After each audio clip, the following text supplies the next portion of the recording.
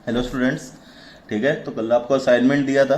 ठीक है, उसको आपने कंप्लीट किया, तो देखते हैं इसको। ठीक है, तो नेक्स्ट हमारा जो एलिमेंट है दैट इज ऑक्सीजन। ठीक है, तो इसकी प्रिपरेशन हम लोग कैसे करते हैं? By heating of KClO3 in the presence of a catalyst MnO2। ठीक है, तो बताओ इसमें क्या बनता था? इसमें KCl प्लस O2। ठीक है, KClO3 तुम्हारा डिकम्पोज करेगा KCl प्लस O2 में। क्लियर है?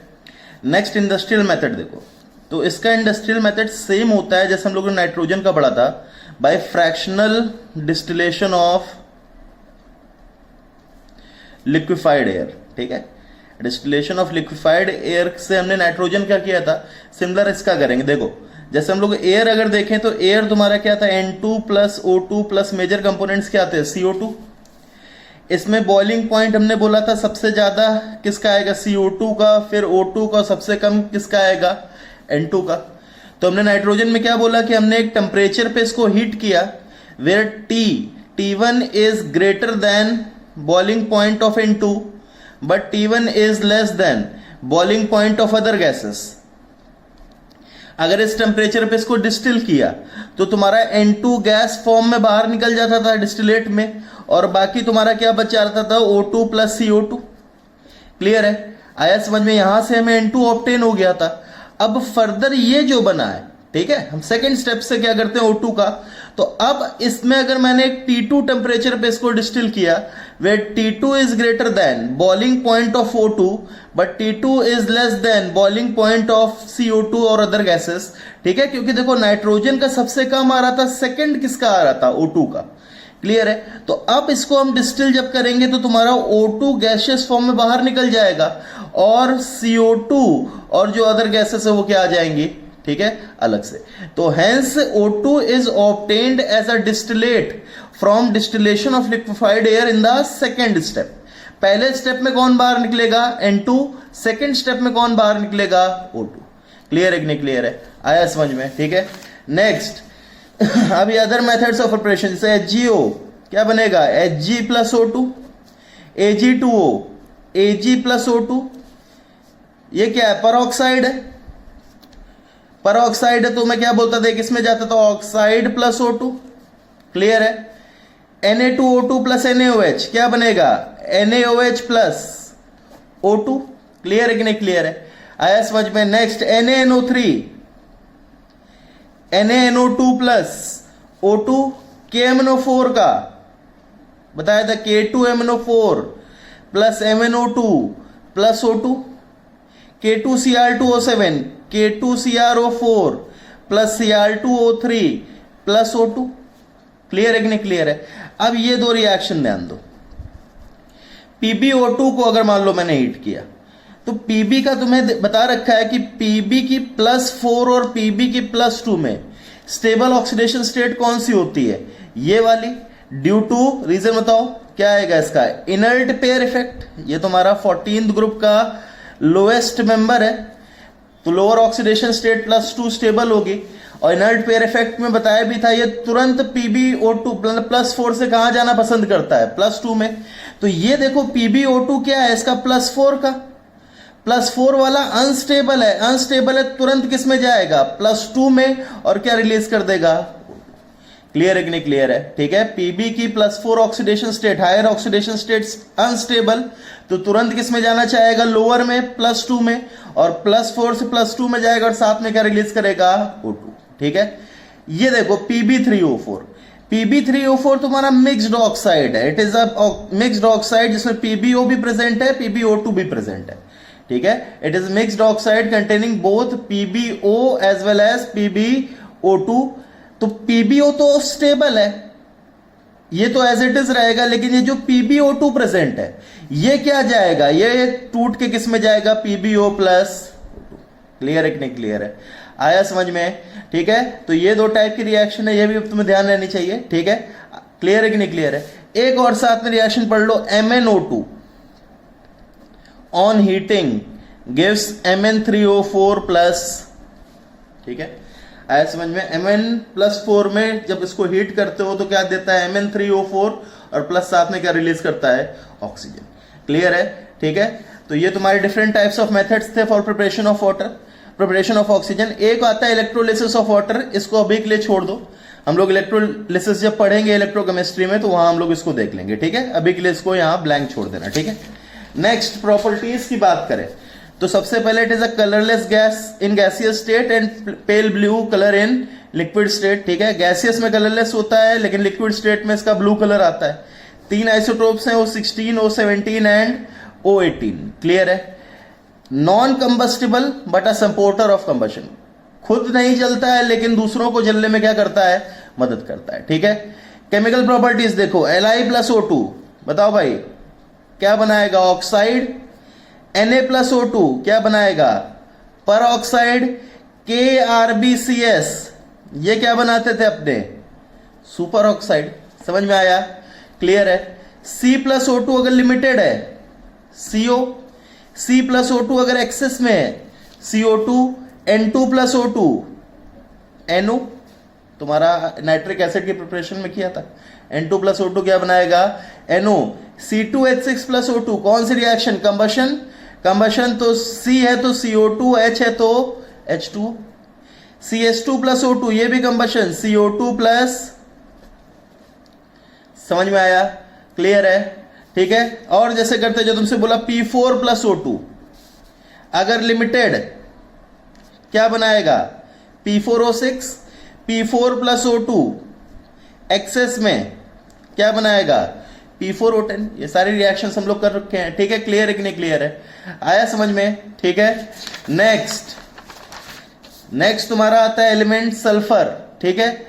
तो सल्फर की सबसे पहले प्रिपरेशन H2S+O2, H2S ऑक्सीडाइज होके किस में जाएगा, S में, क्लियर है कि नहीं, क्लियर है, ठीक है। साथ में बाई प्रोडक्ट क्या बनेगा, H2O या H2 ना भी लिखा है कोई दिक्कत नहीं, जब इसको बैलेंस करोगे तो ऑटोमेटिकली आ जाएगा, क्लियर है कि नहीं, क्लियर है।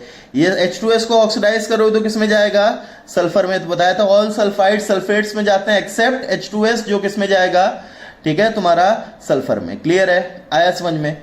Properties, exist as a yellow solid, ठीक है। एसिड फॉर्म में तुम्हारा येलो सॉलिड किस में आता है, एलोट्रोप्स बताओ, तो फॉर्म मैनी एलोट्रोप्स, बताया था सबसे ज्यादा किसके एलोट्रोप्स होते हैं अमंग ऑल एलिमेंट्स, सल्फर के। जो तुम्हारे मोस्ट कॉमन कौन से हैं, रोम्बिक और मोनोक्लिनिक सल्फर। मोस्ट कॉमन तुम्हारे कौन से हैं, रोम्बिक और मोनोक्लिनिक सल्फर, आया, ठीक है। तो तुम्हारा दो थे रोम्बिक और मोनोक्लिनिक सल्फर। अब इसमें तुम्हें थर्मोडायनेमिक स्टेबिलिटी, तो ये बताओ, तुम्हें ये बताया था स्टैंडर्ड स्टेट ऑफ सल्फर कौन सा होता था रोम्बिक और मोनोक्लिनिक में से, रोम्बिक, क्लियर है। और रोम्बिक और मोनोक्लिनिक में रोम्बिक है तो तुम्हारा क्या हो जाएगा, rhombic is more stable then monoclinic. बताया था कि जो स्टैंडर्ड स्टेट है वही क्या होती है, मोर स्टेबल होती है, क्लियर है कि नहीं, क्लियर है, आया समझ में। अच्छा इसी बेसिस बताओ ऑक्सीजन का अगर बोला जाए, ऑक्सीजन के 2 एलोट्रोप्स हैं O3 और O2, स्टैंडर्ड स्टेट कौन सी होती है, O2। तो इससे अगर मैं बोलूं थर्मोडायनेमिक स्टेबिलिटी, तो थर्मोडायनेमिक स्टेबिलिटी तुम्हारी किसकी ज्यादा आती है, O2 की, क्लियर है कि नहीं, क्लियर है। अब एक चीज देखो, मतलब तुम्हारा ये हम लोगों ने थर्मोडायनेमिक्स पढ़ाते हैं कि जो standard state is the most thermodynamical state, clear है कि नहीं, क्लियर। हम लोगों ने क्या बोला था, standard state is the most thermodynamically stable state, clear है कि नहीं, क्लियर है, आया समझ में, ठीक है। अब एक चीज ध्यान दो, फॉस्फोरस की बात करते हैं। फॉस्फोरस में हमने 3 पढ़े थे, व्हाइट, रेड और ब्लैक। स्टेबिलिटी जब हम लोगों ने कंपेयर की तो स्टेबिलिटी ऑर्डर ये आया था, सबसे ज्यादा ब्लैक, फिर रेड और सबसे कम व्हाइट का। लेकिन ध्यान रखो कि अगर स्टैंडर्ड स्टेट तुम्हारा फॉस्फोरस की जब हम लिखते थे तो कौन सा लिखते थे, व्हाइट फॉस्फोरस, याद है कि नहीं याद है, ठीक है। तो मैं इसमें बताया था कि तुम्हारा standard state most thermodynamically stable state है, लेकिन अगर मान लो फॉस्फोरस की बात करें तो हमने स्टैंडर्ड स्टेट व्हाइट लेते हैं, लेकिन व्हाइट सबसे कम स्टेबल है। अब ऐसा क्यों होता है, ध्यान दो, व्हाइट सबसे कम स्टेबल है, ये बात सही है, लेकिन व्हाइट फॉस्फोरस को स्टैंडर्ड स्टेट क्यों लिया गया, बिकॉज ये चीज ध्यान रखना, दो white phosphorus is less stable, yet it is taken to be standard state because red and black phosphorus are difficult to characterize at normal conditions. जो तुम्हारी नॉर्मल कंडीशंस मतलब जनरली हम लोग रूम टेम्परेचर की बात करें 25 डिग्री सेल्सियस, ठीक है, इस पे जो तुम्हारा अवेलेबल होता है वो कौन सा होता है? Predominantly white phosphorus. ध्यान करो तुम्हारा रेड फॉस्फोरस कब बन रहा था? जब हम लोग व्हाइट फॉस्फोरस को 250 डिग्री सेल्सियस पे हीट कर रहे थे। और ब्लैक फॉस्फोरस कब बन रहा था? जब हम लोग व्हाइट फॉस्फोरस को 200 डिग्री सेल्सियस और हाई प्रेशर पे हीट कर रहे थे। जो तुम्हारा नॉर्मल कंडीशंस पे सबसे ज्यादा जो फॉस्फोरस तुम्हारा बनता है that is white phosphorus. Hence though it is less stable, बहुत कम स्टेबल होता है इन सबसे, लेकिन still it is the standard state because other allotropes are very difficult to characterise at normal conditions. Clear है? आया समझ में? ठीक है, तो ये चीज ध्यान रखना एक्सेप्शन की। जो दो हम लोग thermodynamically stable most stable state मानते हैं, एक्सेप्ट किस में आता है तुम्हारा? फॉस्फोरस में। फॉस्फोरस में तुम्हारा व्हाइट क्या है? स्टैंडर्ड स्टेट है, लेकिन मोस्ट थर्मोडायनेमिकली स्टेबल नहीं है। ऐसा क्यों लिया? बिकॉज नॉर्मल कंडीशंस पे अदर एलोट्रोपिक फॉर्म्स फॉस्फोरस के कैरेक्टराइज कर पाना पॉसिबल या बहुत ही ज्यादा क्या है? डिफिकल्ट है। आया समझ में? क्लियर है कि नहीं क्लियर है? ठीक है, next properties. Colourless gas with a रॉटन egg smell. ठीक है, इसकी कलरलेस होता है, स्मेल कैसे होती है? सड़े हुए अंडे जैसे, रॉटन एग। क्लियर है? Moderately soluble in water. ठीक है, अब तुमसे क्वेश्चन पूछा तो what will be the effect of temperature on H2S gas in water. बताओ भाई, गैस है, गैस पे टेम्परेचर हमने क्या बताया था? टेम्परेचर बढ़ाओगे तो गैस की सॉल्युबिलिटी, सॉल्यूशंस में हमने पढ़ रखा है, सॉल्युबिलिटी ऑफ गैस क्या होगा? डिक्रीज होगा। समझ में आया कि नहीं आया? ठीक है, गैस है तो गैस की सॉल्युबिलिटी टेम्परेचर बढ़ाने से क्या होगी? डिक्रीज होगी। आया समझ में? ठीक है, नेक्स्ट अब देखो केमिकल प्रॉपर्टीज। तो H2S तुम्हारा क्या है? एसिडिक है। एसिडिक है, it will give two series of salts. अब ये सीरीज ऑफ सॉल्ट्स का मतलब क्या होता है पहले एक बार ध्यान दो। जैसे H2SO4 है, H2SO4 दो H प्लस दे सकता है। एक H प्लस देके HSO4 माइनस बनाएगा और दो H प्लस अगर दे दिए तो SO4 माइनस बनाएगा। ठीक है, तो दो सीरीज ऑफ सॉल्ट का मतलब क्या है कि अगर तुमने H2SO4 को बेस के साथ रिएक्ट कराया NaOH के साथ तो ये Na2SO4 भी बना सकता है और NaHSO4 भी बना सकता है। तो ये एक सीरीज कौन सी देगा? सल्फेट्स। एक कौन सी देगा? बाइसल्फेट्स की। क्लियर है? दो सीरीज ऑफ सॉल्ट्स का मतलब क्या है? अगर तुमसे पूछा जाए which acid will show two series of salts तो उसका एन फैक्टर कितना होना चाहिए? 2। अगर तुमसे पूछा जाए which acid will show 3 series of salts तो उसका एन फैक्टर कितना होना चाहिए? 3। क्लियर है? आया समझ में? तो number of series of salts का मतलब क्या है? Number of series of salts is equals to n factor of acid. आया समझ में? क्लियर है कि नहीं क्लियर है? ठीक है, तो H2S भी तुम्हारा क्या टूट सकता है? एक तो किसमें टूट सकता है? HS माइनस में, और किसमें टूट सकता है? H2 माइनस में। तो तुम्हारा अगर तुमने इसको बेस के साथ रिएक्ट किया तो इट कैन फॉर्म सल्फाइड्स और bisulphides. It can also form two series of all salts. एक तो तुम्हारे कौन से फॉर्म कर लेगा? सल्फाइड्स, या क्या फॉर्म कर पाएगा? बाइसल्फाइड्स। क्लियर है कि नहीं क्लियर है? आया समझ में? ठीक है, next reducing agent. Reducing agent की प्रॉपर्टीज बताते जाओ भाई। देखो रेड्यूसिंग एजेंट तो हमें नहीं पढ़ा है। अच्छा ये बताओ पहली बात, H2S ऑक्सीडाइजिंग एजेंट की तरह बिहेव कर पाएगा कि नहीं कर पाएगा? बताओ। रेड्यूसिंग एजेंट की तरह तो बिहेव करेगा, क्या ऑक्सीडाइजिंग एजेंट की तरह बिहेव करेगा? नहीं करेगा। क्यों? क्योंकि ये -2 मतलब लोएस्ट ऑक्सीडेशन स्टेट में, इससे कम तो जा ही नहीं सकता है। आया समझ में? तो ये सिर्फ ऑक्सीडाइज हो सकता है, मतलब खुद ऑक्सीडाइज होगा, दूसरों क्या करेगा? Reduce. It can never behave like a oxidising agent. ठीक है, तो हमने रेड्यूसिंग एजेंट तो नहीं पढ़ा लेकिन ऑक्सीडाइजिंग एजेंट पढ़ रखा है।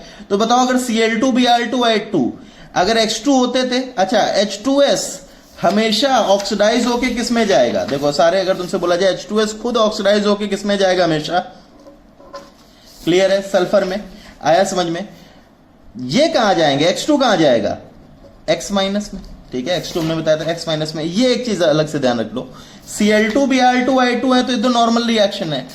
F2 very strong oxidising agent, तुम्हें बताया था F2 is the strongest oxidising agent, तो ये इसको सल्फर में नहीं कहां तक ऑक्सीडाइज कर देता है, SF6 में, ठीक है। ये इसको यहां देखो Cl2 Br2I2 सिर्फ इसको कहां तक ले जा पा रहे हैं, 0 तक, -2 से 0 तक। F2 बहुत स्ट्रॉन्ग है, इसको अलग से ध्यान रखो, ये इसको कहां तक ऑक्सीडाइज कर देता है, +6। क्लियर है कि नहीं क्लियर है। बाकी देखो H2S तो सल्फर में गया, SO2 रिड्यूस होकर कहां जाता है, खुद भी सल्फर में चला जाएगा।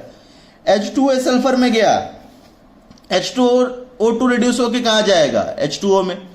H2S सल्फर में गया, HNO3 कंसंट्रेटेड है, बताया था कंसंट्रेटेड HNO3 कहां चला जाएगा भाई, NO2 में। क्लियर है कि नहीं क्लियर है। H2S सल्फर में गया, MnO4 माइनस कहां चला जाएगा, Mn2 प्लस में, ठीक है। H2S सल्फर में गया, Cr2O7 माइनस कहां चला जाएगा, Cr3 प्लस में। समझ में आया कि नहीं आया, ठीक है। तो सारी तुम्हारी नॉर्मल थी, एक ये रिएक्शन अलग से, इसको अलग से ध्यान रखो। अगर F2 के साथ H2S को ट्रीट कराओगे तो इसको कहां तक ऑक्सीडाइज कर देता है, +6, क्या बना लेगा, SF6। क्लियर है, आया समझ में। नेक्स्ट आता है तुम्हारा टेस्ट फॉर H2S, ठीक है। तो एक आता है test lead acetate paper blue. क्या होता है देखो, मान लो एक टेस्ट ट्यूब में से तुम्हारी कौन सी गैस निकल रही है, H2S गैस, ठीक है। इसमें मैंने लेड एसिटेट का पेपर बनाया। लेड एसिटेट क्या, पहले ध्यान रखो, PbCH3CO2, this is lead acetate, ठीक है, क्लियर है। तो जब इस लेड एसिटेट के पेपर को तुम इसमें डिप करते हो या इसकी गैस निकल रही इसके माउथ पे लाते हो तो ये क्या पड़ने लगता है, टर्न्स ब्लैक। अब ऐसा क्यों होता है ध्यान दो, PbCH3CO2 को जब तुम H2S के साथ रिएक्ट करोगे, बताओ देखो क्या बनेगा, आयन एक्सचेंज करो, Pb2 plus CH3CO minus H plus S2 minus, क्या बनेगा, एक तो PbS बनेगा और साथ में क्या बनेगा, CH3COH बनेगा।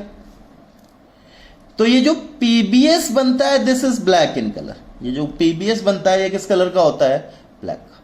क्लियर है कि नहीं क्लियर है, ठीक है। तो जब तुम एक लेड एसिटेट पेपर को H2S के साथ के मीट कराओगे तो ये क्या करने लगता है, black. This black colour is due to formation of PbS। समझ में आया, क्लियर है कि नहीं क्लियर है, ठीक है। नेक्स्ट आता है गिव्स वॉयलेट और purple colouration with sodium nitroprusside solution. Sodium nitroprusside क्या है ये, ठीक है। फॉर्मुलेस तुम्हें ध्यान होने चाहिए, आगे हम लोग कोऑर्डिनेशन में इसको एक बार फिर से पढ़ेंगे ये चीजें, इसीलिए इस पे ज्यादा डिटेल पे नहीं जा रहे हैं इसका क्या होगा, लेकिन अभी के लिए फॉर्मुले ध्यान रखो, ठीक है। कि तुम्हें बोलते हो which of the following is sodium nitroprusside, तो तुम्हें फॉर्मुला ध्यान होना चाहिए, इसके बारे में हाइब्रिडाइजेशन, इसकी बॉन्डिंग, इसके जितने भी कैरेक्टरिस्टिक्स हैं कोऑर्डिनेशन में पढ़ेंगे, अभी के लिए सिर्फ फॉर्मुला ध्यान रखो, ठीक है। तो सोडियम नाइट्रोप्रोसाइड सोल्यूशन में जब तुम H2S को पास कराते हो तो क्या होता है, ये क्या बना देता है, Na2FeCN5NOS, ठीक है। इसका क्या आ जाता है, वॉयलेट कलरेशन। क्लियर है कि नहीं क्लियर है, ठीक है। तो when H2S is pass through sodium nitroprusside solution it gives a violet colouration. तुम्हें क्या क्या ध्यान होना चाहिए, पहले तो ये कि कौन सी गैस वॉयलेट कलरेशन दे रही है सोडियम नाइट्रोप्रोसाइड के साथ H2S, दूसरा सोडियम नाइट्रोप्रोसाइड का फॉर्मूला, तीसरा ये वॉयलेट कलरेशन किसका आया, क्लियर है कि नहीं क्लियर है, ठीक है। चीजें क्या होनी चाहिए, which gas gives violet colour with nitroprusside, तो क्या है H2S, दूसरा फॉर्मूला ऑफ नाइट्रोप्रोसाइड, ठीक है, दूसरा तुम्हारा नाइट्रोप्रोसाइड का फॉर्मूला, और तीसरा वॉयलेट कलर किसका बना, तो वॉयलेट कलर तुम्हारा किसका बन रहा है, Na2FeCN5NOS। अभी के लिए तुम्हें तीन चीजें क्या होनी चाहिए, क्लियर है कि नहीं क्लियर है, ठीक है। Thank you.